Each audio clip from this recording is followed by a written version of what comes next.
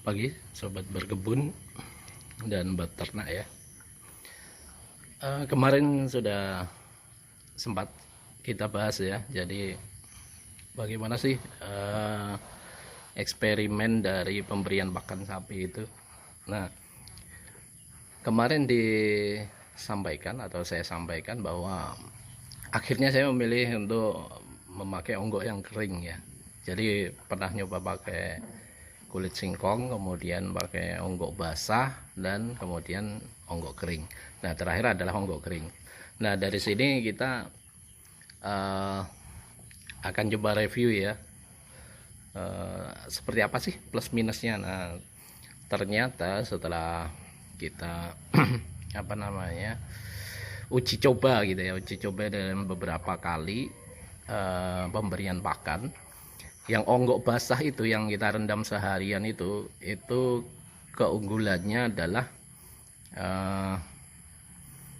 mungkin materialnya lebih empuk ya, sehingga pencernaan di hewan akan lebih baik gitu ya.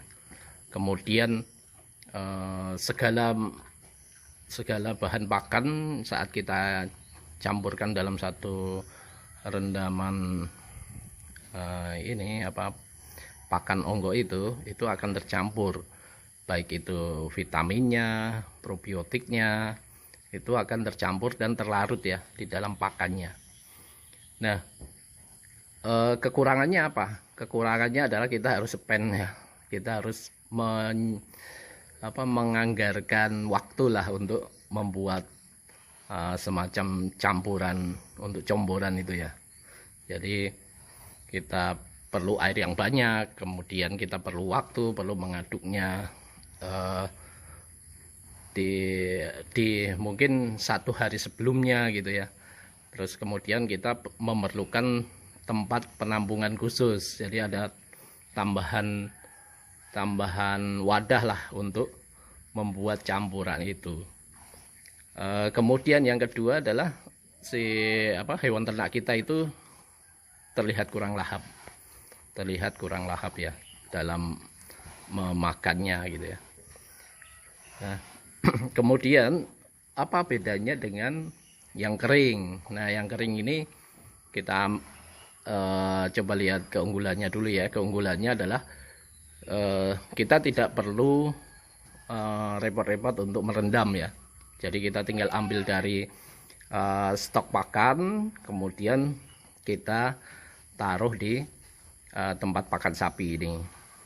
Jadi tidak memerlukan waktu untuk pencampuran ataupun perendaman gitu ya. Kita juga tidak memerlukan ada tambahan wadah ya. Kita tidak perlu ada tambahan wadah untuk proses perendamannya. Untuk vitamin sama probiotiknya bagaimana? Itu bisa kita langsung campur di atas makanan onggok yang kering itu. Jadi kita campur onggok, kemudian kasih dedak, mungkin di mix sedikit ya, kemudian atasnya kita taburi jamu sapi atau probiotik ataupun vitamin dan mineral penunjang gitu ya.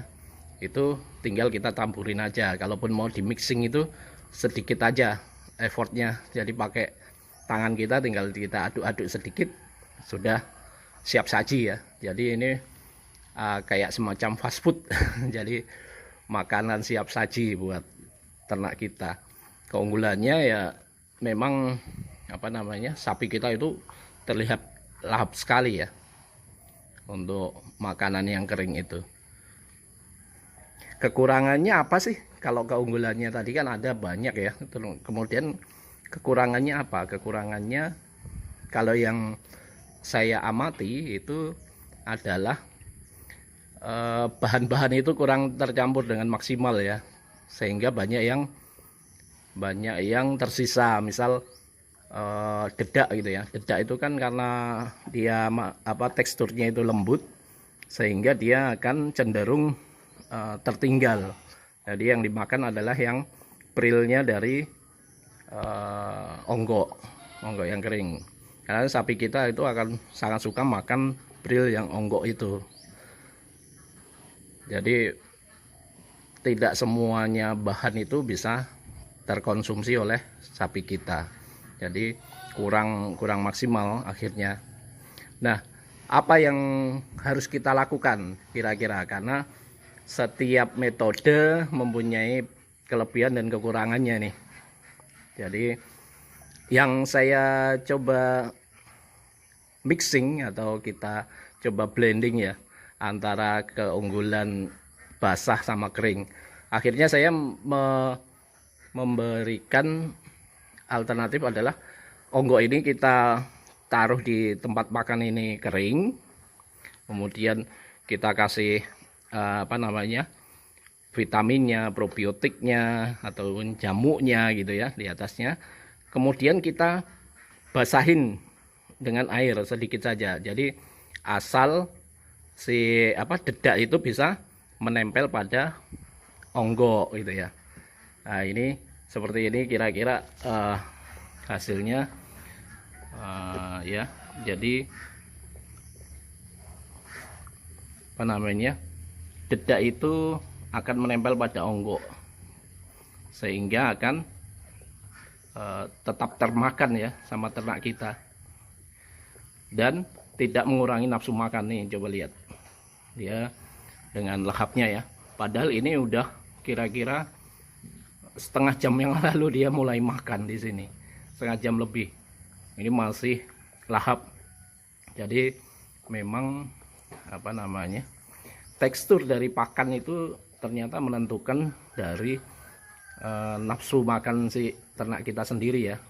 Sama halnya kalau kita mungkin memakan sereal ya atau oat gitu ya, itu antara yang kering sama yang bubur itu kira-kira enak yang mana sih, atau yang mana yang menggugah selera kita gitu ya.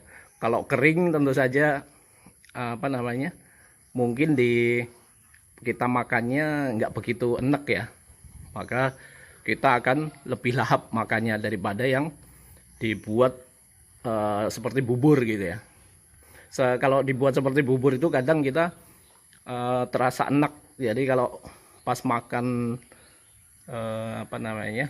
oat yang sudah dibikin bubur, kemudian masih ditambah bahan-bahan lain itu, terasa sekali enaknya. Nah, di sini kita coba mixing antara oat yang kering tadi tapi dibasahin sedikit sehingga lebih mudah dicerna, tetapi juga tidak menurunkan nafsu makan. Nah, ini sapi saya ini seperti itu juga kemungkinan. Jadi berdasar pengamatan ini yang bisa kita lakukan sebagai peternak pemula ya. Jadi kita belajar sambil mengamati ini bagaimana hewan-hewan ternak kita itu mempunyai kebiasaan. Jadi kebiasaan makannya bagaimana, kebiasaan tidurnya bagaimana, kebiasaan dia membersihkan diri, bukan mandi ya, tapi membersihkan diri yang di sekitar dia bagaimana, kemudian dia bagaimana sih habitnya ternak kita itu dalam menggaruk ya. Karena sapi itu kan kita tahu bahwa dia sering sekali suka menggaruk-garukkan kepalanya gitu ya, karena memang dia nggak punya tangan, jadi dia digesek-gesekkan ke wadah pakan, sehingga kita harus mempunyai tempat pakan yang kokoh ya setidaknya. Nah, kira-kira itulah sharing dari saya terkait lanjutan dari gimana sih pakan alternatif untuk ternak kita dan tips bagi pemula ya, peternak sapi pemula. Semoga ini bermanfaat buat teman-teman yang mau menjalani budidaya ternak sapi, sehingga kita tidak teman-teman itu tidak frustasi lah. Kenapa sapi saya tidak mau makan? Kenapa nafsu makannya rendah? Kenapa dia sapi kita itu tidak bisa maksimal berkembangnya. Nah, itu sambil berjalan akan saya coba share nanti seperti apa sih pengalaman saya dalam memulai beternak sapi ini. Oke, terima kasih atas atensinya. Tetap semangat dalam beternak dan salam luar biasa dari Rivaru Farm.